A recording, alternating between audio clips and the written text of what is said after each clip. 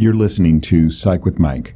For more episodes or to connect with the show with comments, ideas, or to be a guest, go to www.psychwithmike.com. Follow the show on Twitter @PsychWithMike or like the Facebook page @PsychWithMike. Now, here's Psych with Mike. All right, don't make fun of me. I shan't. Why start now? Well, because, as I'm always wont to do, I pushed the wrong button. Yeah.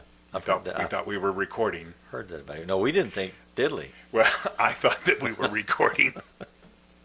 Welcome into the Psych with Mike Library. This is Dr. Michael Mahan, and I'm here again with Mr. Brett Newcomb. Once more, dear friends, into the breach. Unleash the dogs of war. Cry havoc. Yeah. We're both Shakespeare guys. Henry V. Yeah. Well, actually, I'm not a Shakespeare guy, but I know that you are. Well, I have a classical liberal arts education, being a classical liberal. Yes. Yeah. Mm-hmm. Do you want to expand on that? No, that's enough. All right. Yeah. So, what I was talking about was that I was reading Dr. Klein's book from the 1950s on Freud's relationship to hypnosis, and I'd asked you if you had ever read it. And I said, no, I tried it. It put me to sleep. It put you to sleep, yeah. But I was... but the same thing happened when I read Das Kapital. Yeah. You didn't... It put you to sleep? Oh, yeah. The Germans frequently do. The Russians always do. Yeah. Yeah. So, no War and Peace for you. I couldn't get through Did you watch Dr. Zhivago? Yes. Yeah. Yeah. It's not a bad movie. No, it's not a bad movie, but I carried War and Peace around for probably 2 months, hoping people would think I was intellectual because I had it in my hands. I must be reading it. Mm-hmm. Never opened the damn thing. Mm-hmm. Yeah, couldn't get into it. But if you ever got in a fight, you could hit somebody with it. I didn't think of it that way, but but it would have occurred to me at the time. Freud apparently disavowed hypnosis because he was no good at it. That's why he left it. I find that to be interesting because I think that's a defense that a lot of us use. Mm-hmm. Oh, that's stupid. Oh, Yeah. that's a waste of time. Oh, Yeah. that's not good for me. Because why? Because, well, I can't really do it. Yeah. Yeah. Yeah. So if I just wonder, because at the time, hypnosis was considered avant-garde in psychological therapy. It was mesmerizing, so to speak. So to speak. Yeah. And I wonder how things would have been different had Freud embraced hypnosis and used it more predominantly for longer in his career, what the current ideas and usage of hypnosis would be. It would have been different. I think, well, I don't know. Yeah, good. I guess so. Yeah. I was just thinking he was trying to create in his own mind a roadmap, an understanding of the human psyche and psychological constructs and personality theory and all those things from which our field has evolved. Right. And I'm not sure how hypnosis as a tool would fit into that.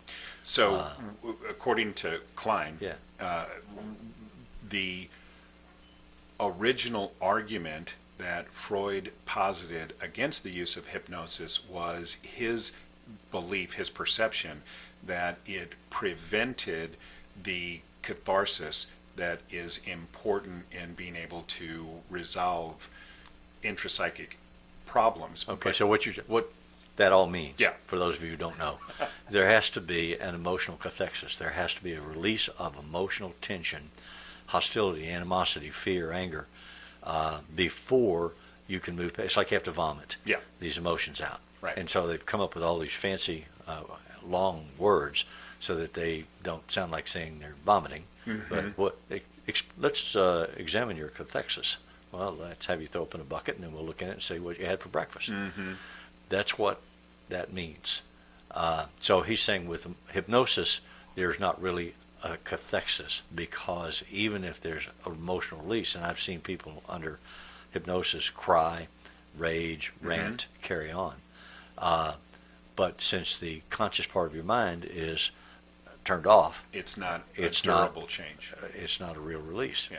Yeah. Yeah. And then what Klein is arguing is that in reality, later, practitioners would say that actually not only can you experience a catharsis while in a hypnotic trance, that it actually foundationally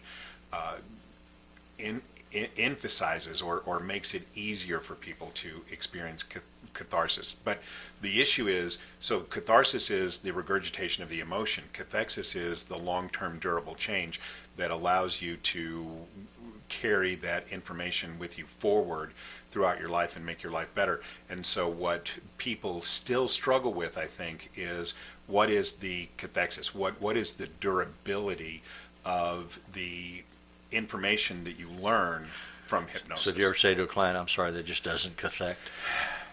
I have not ever said that. Probably wouldn't recommend it.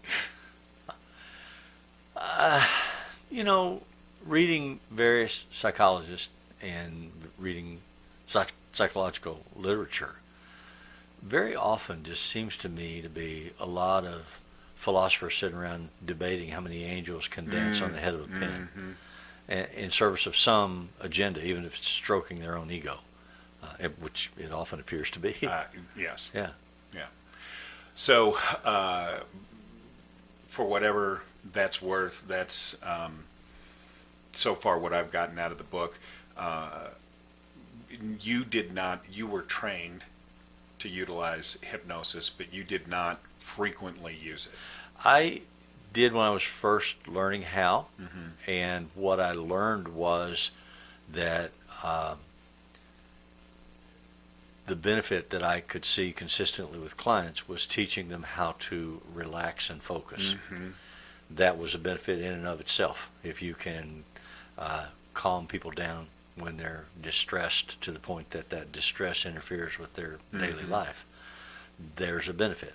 And so if you can teach them to relax their muscles, relax their breathing, breathe more deeply, center themselves, still themselves, that's a gain. And that happens under hypnosis. Yeah. When we used hypnosis in the recovery of memory, what I found was that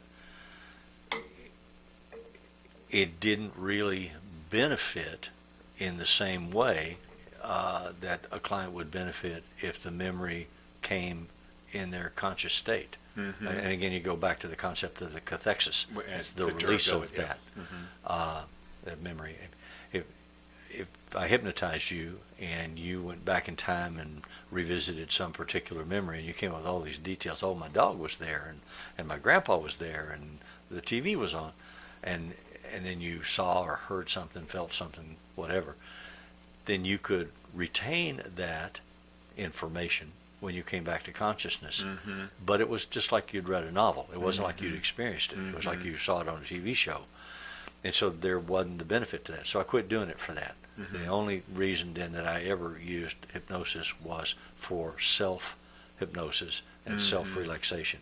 Teach people skills for getting centered, for calming down, for controlling their anxiety. And I didn't use it for historical research. Right. And so this wasn't actually the topic for today, but it leads us into the topic. It's all connected. One of the primary modalities that came out of psychology in response to Freud and some of the things that were going on during his period on the stage was this concept of Gestalt Psychology. And the idea of Gestalt is what, from your understanding? Well, there are two different terms. There are two different domains that use the same term. There's Gestalt Psychology, and then there's Gestalt Therapy. And I think people don't know the difference. No, I think even a lot of therapists don't know the difference. So Gestalt Psychology is looking at the concept of the whole. And it talks about how does your brain work, and how do you pull a definition of reality from all these disparate sources of information, from your senses, from your memory, from your experience, from the surround, noises, sights, people, personalities, into a cohesive whole that you can say, well, this is my reality. This is the world I live in. These are the people that I know. These are the people I care about. These are the ones I don't. And balance that. Gestalt psychology is similar in that Gestalt it looks... therapy. I'm sorry. Yep. Yes, Gestalt therapy is similar in that it is asking to look at the whole of your experience. And so a focus on it, for instance, would be, let's look at your body. Where in your body are you feeling this particular emotion? And when you ask men that, very often you get a, I don't know, response, because men have not been trained to pay attention to that. But it may be that you grit your teeth, and so the tension may be in your jaw muscle. Or it may be that your breathing becomes constricted and the tension is in your chest. Or maybe that you're sick at your stomach and your stomach is roiling around. And there's some benefit in asking, as a therapist, if I'm sitting across from you, asking you as a male who's having these feelings, where in your body are they? Can you identify that? And of course you're going to blow me off and say, no, I don't know what the hell you're talking about. I just feel it. But you can work on it and you can teach them the same way that you can teach people that have learned to dissociate. When you dissociate, when you go away from an experience that you can't handle, then you signal that behaviorally. There's a change in your eye contact, in your breathing, and maybe you do a twitch, you cross your legs or uncross your legs. There's always some physical signal. And I can read, if I'm trained to see these things, that you just made a shift. And so then I say to you, it feels to me like you just shifted away from whatever we were talking about because it was too intense. I won't say painful, I don't know, but too intense. You couldn't handle it, so you shifted away. And you'll say, oh, no, I'm fine, I'm fine. So then I never say, well, you're lying or you're wrong. I say, okay, I'm wrong. I misunderstood, because every individual is different. So I need to learn you. So is it okay with you? Is it non-threatening or non-offensive? If whenever I think I see it, I ask, because that way I can learn to read you correctly and hear you completely, accurately. And you'll say, yeah, that's okay.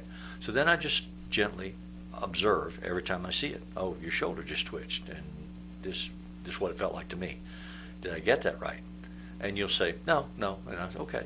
And then we'll do it again. And I'll say, your shoulder just twitched. And you say, yeah, maybe. And then eventually you'll get to a place where you'll say, hey, did you notice my shoulder twitch?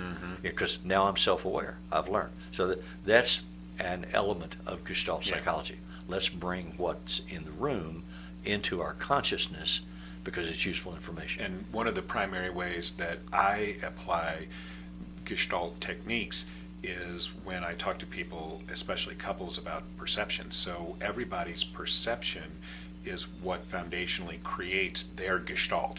And if you are a different person, then you are experiencing the world differently. And if I assume that the way that you experience the world is the same way that I experience the world, I'm going to draw inappropriate conclusions. So when people say, well, this is how it went, and then you ask the other, is that how it went? They're always going to say, no. They're going to have a different interpretation. But everybody's perception creates the foundation of their Gestalt. And so we have to look at how those perceptual realities are different to really gain understanding. In marriage counseling, one of the most common things that you have to discuss at some point is assumptive communications. I assume that I know what you are going to say or how you're going to feel or react to something that I'm going to talk about. And then I create my defense against that particular assumption. And if you don't react in the way that I anticipated, then we're suddenly on different paths, because I'm still interacting with the assumption that I had. Right. And you're looking wide-eyed and innocent and saying, I don't understand where this is going or where this is coming from, because that's not how I feel. That's not what even as a child, I learned that, because my father would say, get that look off your face. I know what you're thinking. Well, he never knew. Right. I mean, he never knew. And but he would go into this long diatribe about, you're thinking this and that and the other. That was all his projection. He projected that onto me. It wasn't coming from any information from me, and it wasn't accurate. And that brings us to one of the primary ways in which Gestalt therapy is The empty chair. from Freudian psychoanalysis. But let's take a break, and we'll pick that up on the other side. Okay. Go. Michael, Yeah. Why should people listen to this show? Because we have a dearth of both intellectual and professional experience. We've taught university. A dearth? Yeah. Is in an absence? Dearth? A dearth of means not much of. We're starving to I thought dearth meant a lot of. No. Oh, No. Well, see, that's why they should listen to the show, because every time you tune in, one of us has a you learn vocabulary. something. If it's Friday, it's Psych with Mike. Okay, we're back. And so Freud's original psychoanalysis, and both Fritz Perls, who is the founder of Gestalt Psychology, and his wife, Laura, his wife at the time, Laura, were both trained in the application of psychoanalysis. And in psychoanalysis, one of the primary focuses is to look into the past and to identify where things may have gone wrong that brought you to where you are in the future. Yeah. And Gestalt Psychology said, we're not going to look at that. We're not going to look at the past. We're going to look at the here and now. And so the here and now focus, and you are a big, big progenitor of this, Yeah. the here and now focus was first proposed in Gestalt Psychology and in Gestalt therapy. And so when we make these assumptive communication mistakes, it's because we all formulate a script. I'm going to say this, you're going to say that, then I'm going to say, then you're going to say. Oh, yeah. And we're trying to create. Well, we even do that when we've screwed up. Yeah. When we've embarrassed ourselves Sure. somewhere. Then we have a reconstructive, imaginary conversation about what if I had said What if I this, had and done it they different? said this, and I said this. And we soothe our emotional distress by creating a false picture of reality. It didn't happen that way, but it makes us feel better to imagine that it did, that it could have or would have or should have. So we exist in a perpetual state of using our past experiences to create an expectation of the future, and we're never living in the moment. And so Gestalt therapy says, no, we're not going to use this information from the past to generate these future expectations. We're going to live in this moment, this here and now. What are you experiencing in this moment, and how can this moment inform you as you go forward? And that was one of the primary breaks with psychoanalysis that was so focused on what has happened in your past. Yeah. As a child, I learned that a particular tone of voice in my father's words, was dangerous. So today, as an adult, if I ever hear that tone, I instantly flash back to the perception of danger and to whatever defenses that I learned to use to survive that danger.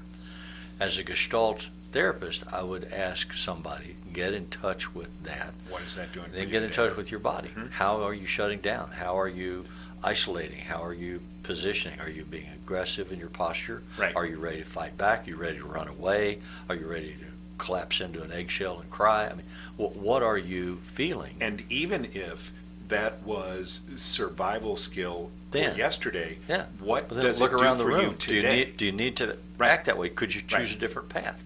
For instance, could you say, "Oh, that's somebody I don't know, and that's not. I've checked the environment. I'm not in any danger, so I can calm my system down." Yeah. And I have to figure out how to do that. I tell people all the time that when my dad would come home drunk, Yeah. Oh, everybody in the house Knew. could tell Yeah. what the night was going to be like by listening for the way his key hit the lock. yeah. Just by knowing what the pattern was. You develop a the way radar, he an antenna. Yeah. And it's unbelievable. People may not know. Like, I've gone back and really tried to pay attention. What was the trigger? What really activated our awareness of how the night was going to go? And I realized it was hearing the sound of the key hitting the lock. People may not even be aware of the things that are triggering them from their past, and that's why it's so important to try and judge the efficacy of that in the here and now, because if we're just operating off of that past rote memory, we're doing what you were talking about earlier with the assumptive communication. Yeah. We're doing it with our behavior patterns. We're assuming that the things that were life skills, that were things that were coping strategies in the past, are working effectively for us in the present, and they may not be. Yeah. So one of the ways that Gestalt therapists have learned to address this, because you can't just explain it to somebody. It's not a logical construct that I can just lay out for you on a chalkboard and have you change. Go, oh my God, I had an epiphany. Now I'm going to be a different person. My real name is Brenda. Is to use the empty chair. So you have two chairs side by side. You ask your client to sit in one of them, and you ask them to talk about some situation, some person, some conversation that they've had. And then you ask them to physically get to the empty chair, to one beside it. Like if you're having a dispute with your wife or your boss or your friend, you say, as if they were sitting here, tell them whatever you want to tell them, whatever you need to say. So they say it. Then you say, now get up and move to the other chair and sit in the other chair and respond as if you were them to you. And they say, oh, that's really stupid. Well, I can just do it sitting here. And you say, no, I need you to physically get up and get in the other chair. So they'll balk, but they do it. At least the first couple times they balk. But after that, they don't, because they learn. So then they get in the other chair, and then they answer whatever the accusation, explanation, conversation was from their perspective. So then you say, now get up, move back to the first chair, and respond to the response. And you have them do this dialogue with this person that's in their life or their past. And as they do that and physically move from chair to chair, they get in touch with how their body changes inside, how their emotions change, and they hear the conversation differently. And then you, as an impartial monitor, can begin to ask questions about what they heard or what they thought or what underlies the assumptions and what feelings that is and where those feelings go and come from. And so you use that to help them progress in their growth to being able to have other options. And a corollary to that, but different, is top dog, underdog, where there's a perceptual power difference. So in the empty chair, there doesn't need to be a perceptual power difference. In the top dog, underdog, there has to be some perceptual power differential.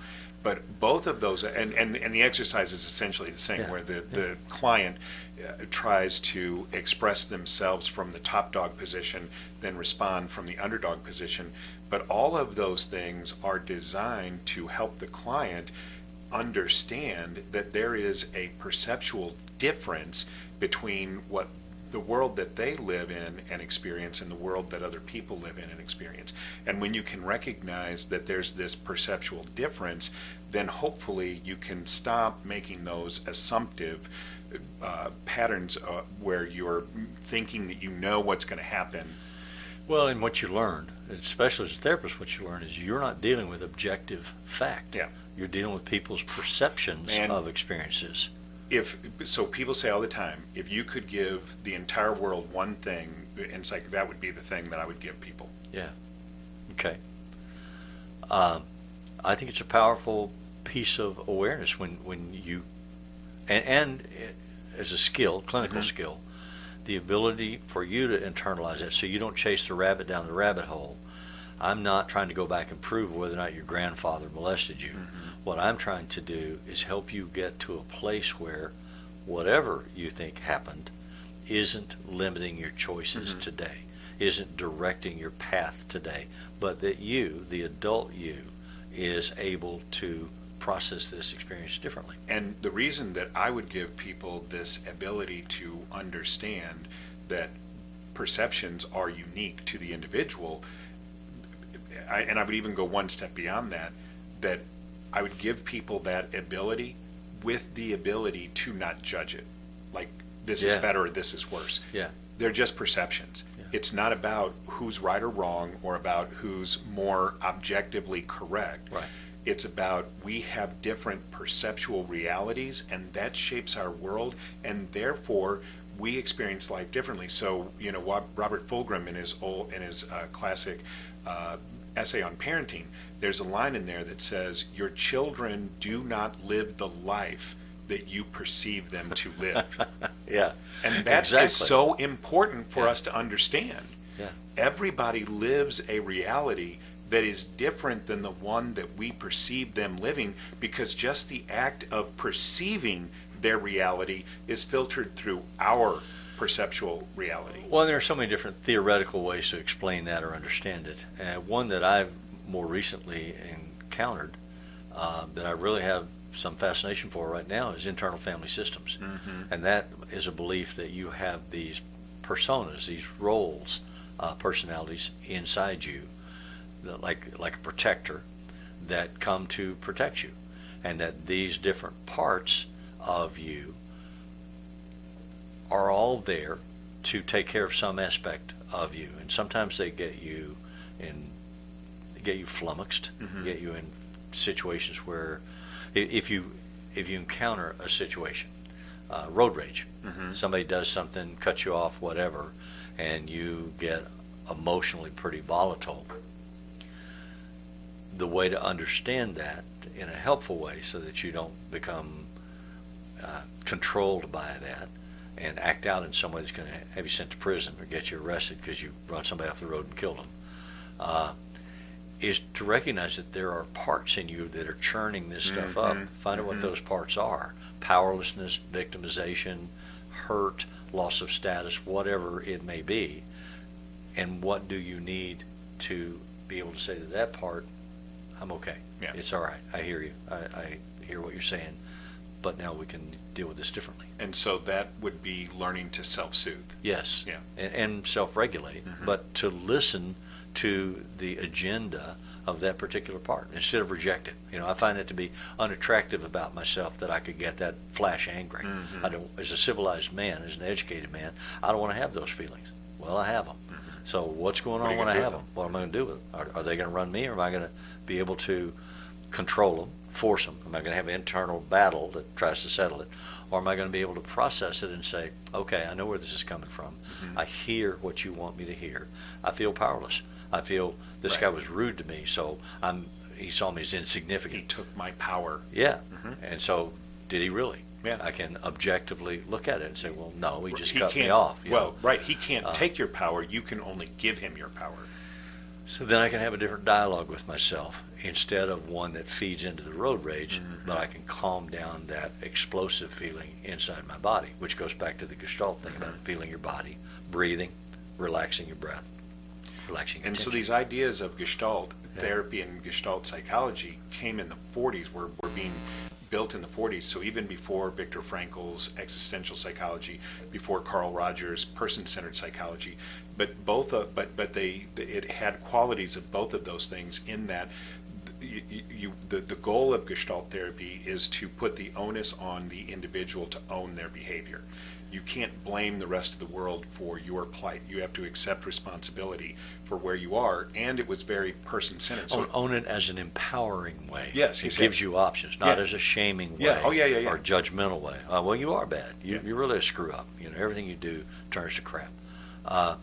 Not that way, but to say, I did this, I made a mistake, or I had a behavior that I'm not fond of.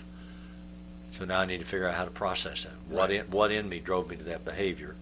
What can I do differently if I choose to, if I want to, going forward?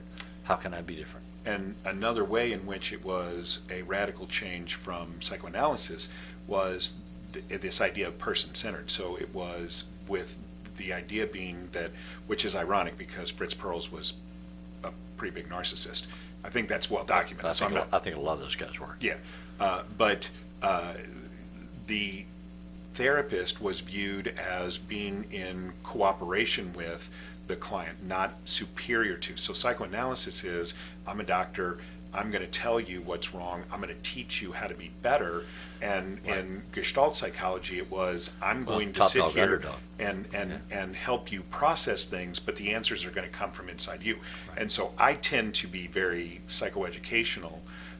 And Gestalt therapists would really try and take themselves out of that role. So I do try and monitor that and be aware of it and not do that to an extreme, but that would be a way in which I am not very Gestalt, is that I do tend to be educative in therapy. Yeah, you have a real need to explain it. Yeah.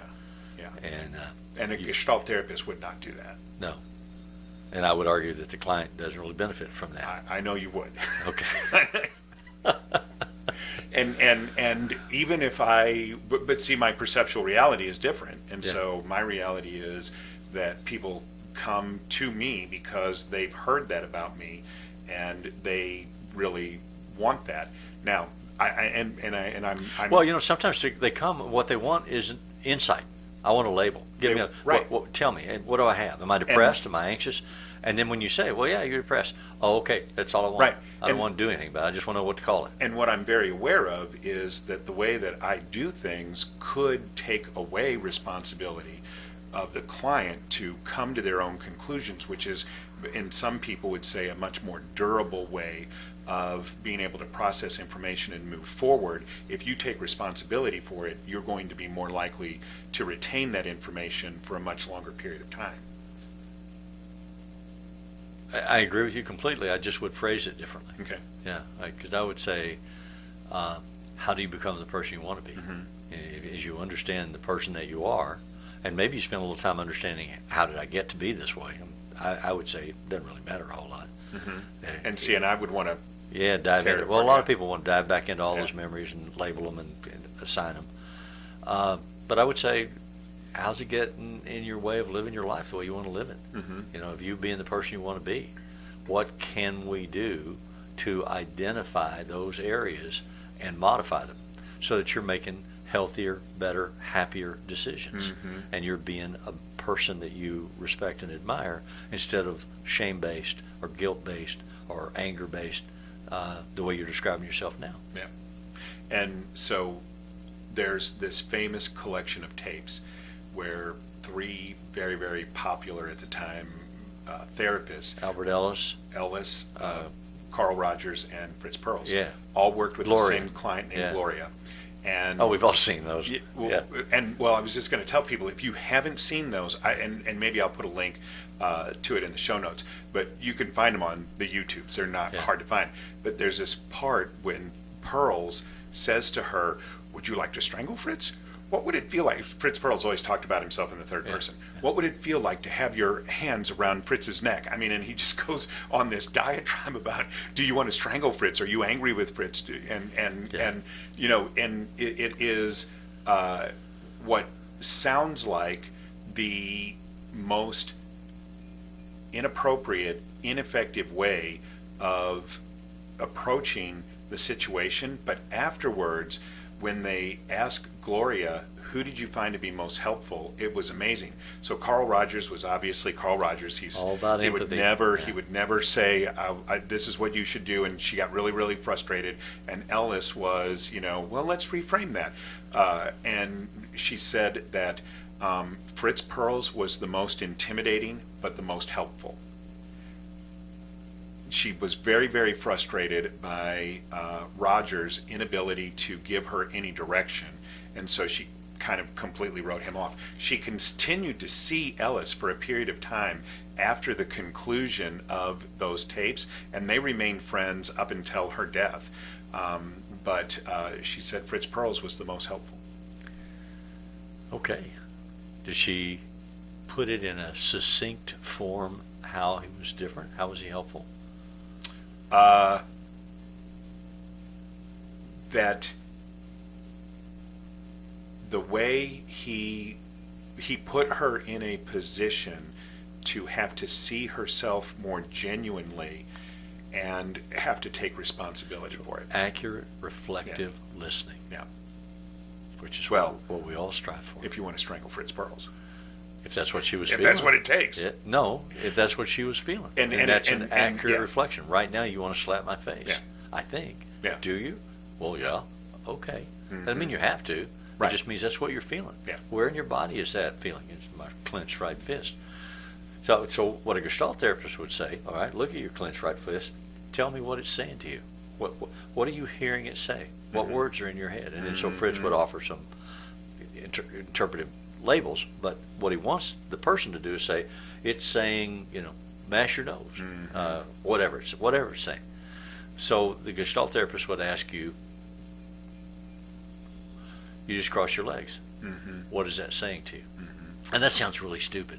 And if you're not trained that way, when somebody says that to you, you're like, why am I paying money to this bozo? What does he know? But there's value in it. When I was first being trained, they were training us to interpret dreams. Mm-hmm. And in the class that I had, which was a Gestalt dream interpretation class, they had somebody tell a dream, volunteer. Here's my dream. I dreamed this last night. Dreamt this last night. And then they had assigned everybody a role in the dream. Mm. And the guy was at the airport, and he was looking for the gate in his dream, and they were calling his name over the PA system and what have you. So the instructor assigned everybody a role.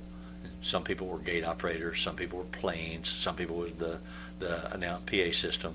So the PA system was saying, gate 21 is closed, and they just stand there and say that over and over again. Gate 22 is now available. And so they asked me what role I wanted to be. And I said, I'm going to be a departing plane. So you could fly away? I went in the corner. I left. But I watched the process. Yeah.